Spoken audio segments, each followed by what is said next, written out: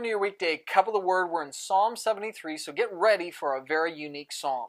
This particular psalm is so unique because it voices a concern that almost every righteous person has felt at some time, but typically is too ashamed to voice, which is a feeling of envy when we look at people living a godless life. The psalmist says he spent his whole life disciplining himself, living as God intended, cutting immorality out of his life, dealing with the chastenings and the weakness that often come with putting God first and learning and growing through the trials of life. And then he looked over at the wicked. And when he looked over at wicked people, he said, my foot almost slipped. I almost just said, that's it, I'm done. I'm done serving God, because he saw them prospering. He saw bad people doing well. And they were self-centered.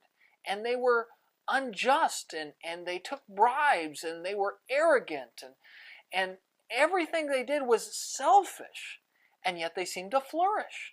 Everything seemed to work out well for them.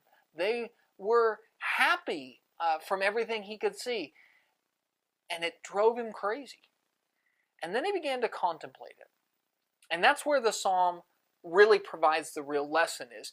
As the psalmist really began to contemplate the life of a wicked man, he realized, yeah, he may prosper, but his wealth, his riches, his fame, his power, all are balanced quite precariously on the head of a pin. At any moment he can lose those things, and he's completely dependent upon himself for happiness. I've got to take care of me because nobody else will take care of me. He's alone.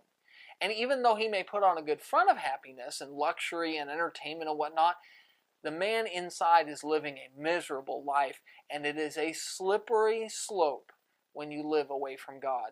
You are always precariously perched on that edge of misery and loss and failure.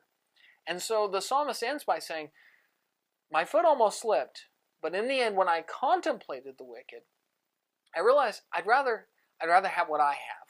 I'd rather be weak, but have God on my side. I'd rather struggle and have trials, but know that God will see me through it, and that in the end, victory belongs to Him, and all I got to do to live happily is cling to Him. That is a life of security and peace. Wicked people may have more, but more is not better without God, and that's your Daily Cup. We'll see you tomorrow.